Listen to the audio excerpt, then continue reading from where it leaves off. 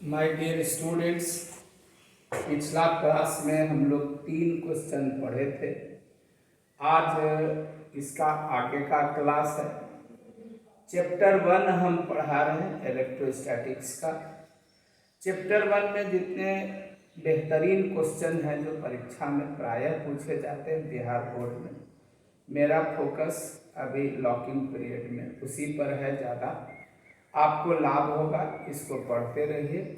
Locking के बाद जब आप आइएगा तो फिर इन प्रश्नों से मुलाकात होगी, क्योंकि हमारे बहुत सारे बच्चे हमारे नेटवर्क से नहीं जुड़ पाए हैं। चलिए, जो लोग नेटवर्क से जुड़े हैं उनको हम बताएं। एक क्वेश्चन नंबर 4, आवेश क्या है और इसके महत्वपूर्ण गुणों को लिखें। तो आप देखिएगा हम यहाँ 3 गुण लिखे हैं। परीक्षा में आप 2 गुण भी कोई लिख दीजिएगा तो भी आपका काम चल जाएगा। यह क्वेश्चन आया हुआ है, आ सकता है। परमाणु एटॉम में 2 मौलिक कण है। आपको एक बात आज बता दें, कुछ लोग न्यूट्रॉन को भी मौलिक कण मानते हैं, परंतु इसमें कुछ विवाद है, क्योंकि प्रोटियम नाम का हाइड्रोजन का एक समस्थानिक है जिसमें न्यूट्रॉन नहीं पाया जाता है। तो परमाणु के जो 2 मौलिक कण हैं, प्रोटॉन और इलेक्ट्रॉन, पी और ई, इन्हीं को आवेश कहते हैं। जिस तरह शरीर के इस अंग को नाक कहते हैं, काहे? इसका कोई आंसर नहीं है। इसको कान कहते हैं, क्यों? उसका कोई आंसर नहीं है। उसी तरह प्रोटॉन और इलेक्ट्रॉन को धन और ऋण आवेश करते हैं। बहुत विद्यार्थी प्रोटॉन लिख देते हैं, इससे आप बचिए। प्रोटॉन है, आवेशों में संरक्षण गुण है, माने इसका न निर्माण होता है न विनाश, और आवेश क्वांटीकृत होते हैं। ये क्वांटाइजेशन क्या है, यह हम अगले क्वेश्चन में आपको डिस्कस करके बताएंगे। और आवेशों में योज्यता का गुण है, एडिटिव प्रॉपर्टी। इसका मतलब क्या है कि किसी सिस्टम पर अगर 4 कूलाम धन आवेश है और 2 कूलाम ऋण आवेश है तो फाइनली 4 - 2 = 2 कूलाम हुआ। योज्यता का गुण क्या है कि किसी पर आवेश Q1 है, किसी पर Q2 है, आवेश का संकेत Q होता है, तो उस पर कुल आवेश Q1 + Q2 हुआ। अगला क्वेश्चन, ये बहुत इंपॉर्टेंट क्वेश्चन है, 2-3 बार आ चुका है बिहार बोर्ड में।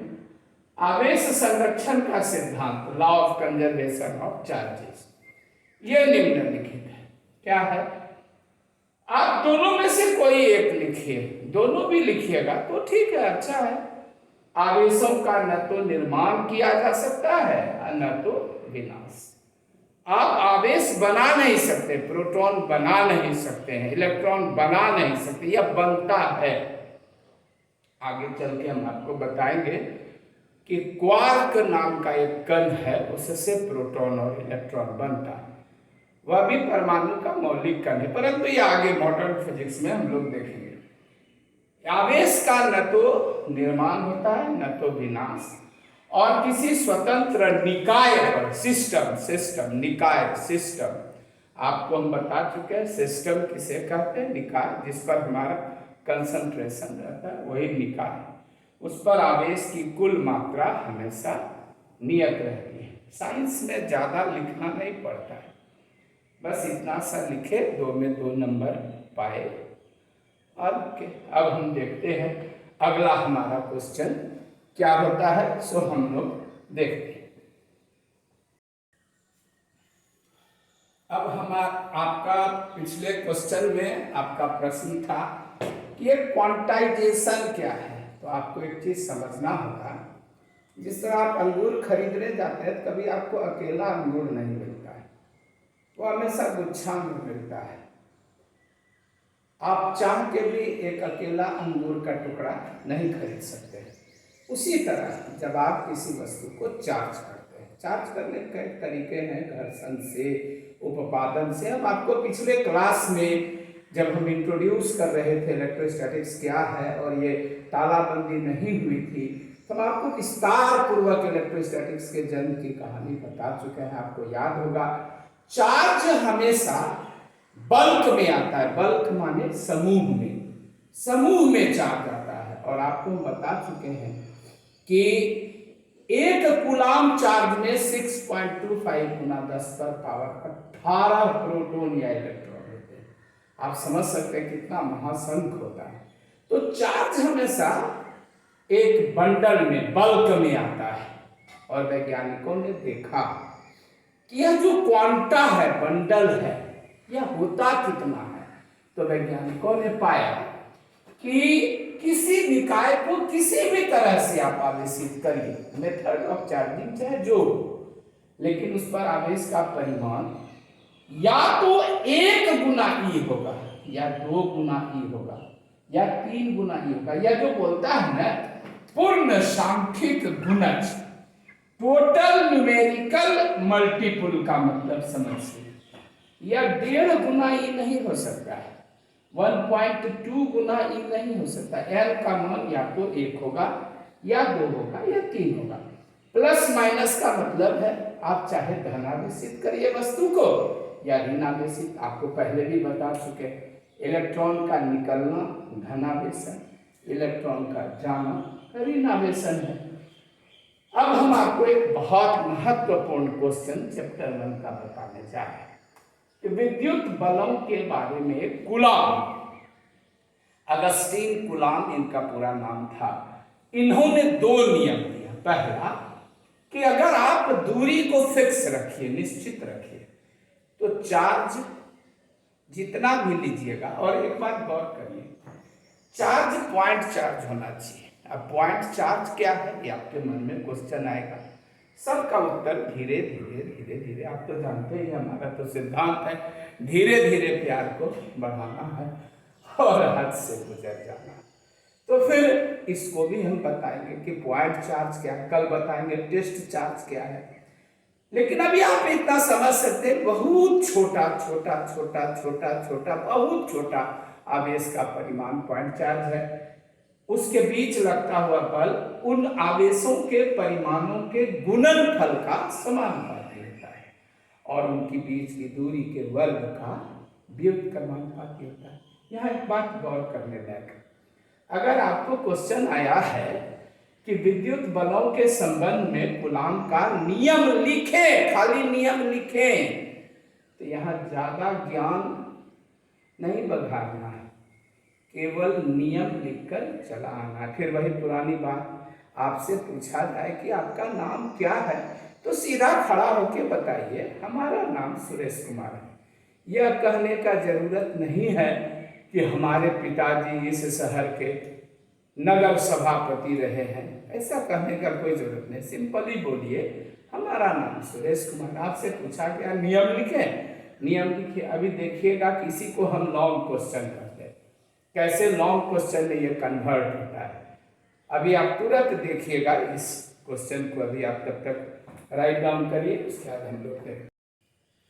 चैप्टर 1 में आपको जानना चाहिए कि कोई बड़ा लॉन्ग क्वेश्चन इससे पूछा नहीं जाता है, लेकिन इससे जो कूलाम बल का समीकरण, अभी आप देखिएगा हम एक रूप में नहीं कई रूप में उसको प्राप्त करके आपको दिखाएंगे।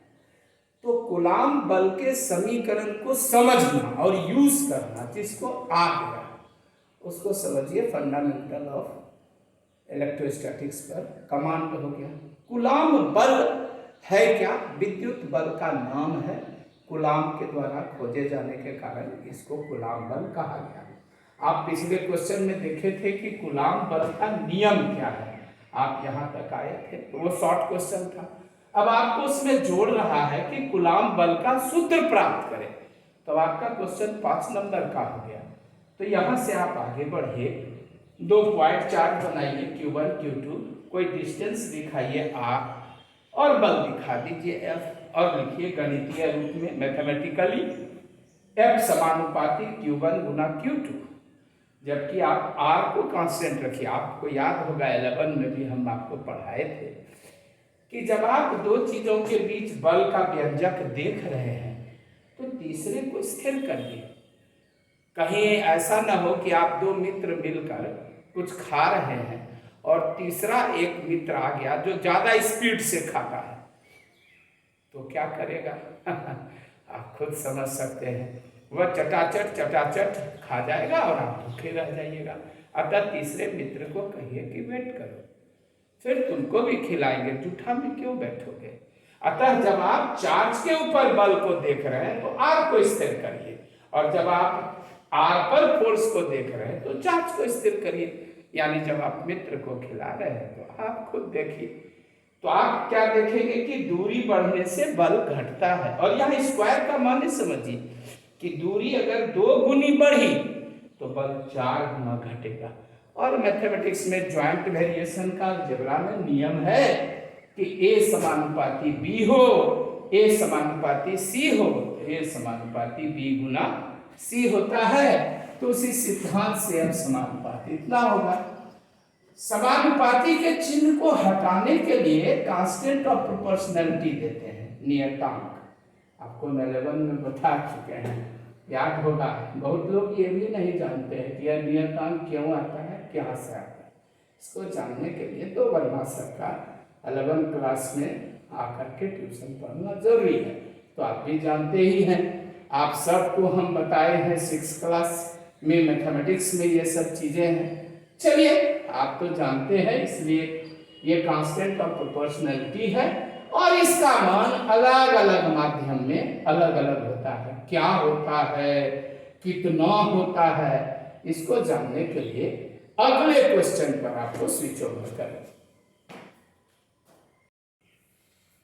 अब आपके मन में हमेशा एक क्वेश्चन आता है कि व्हाट इज परमिटिविटी। एक चीज मेरे मुंह से निकल रहा था, परमिएबिलिटी। जिस तरह यहाँ विद्युतशीलता एक गुण है, आप देखिएगा मैग्नेट चैप्टर में चुंबकशीलता भी एक गुण है। ये विद्युतशीलता क्या गुण है?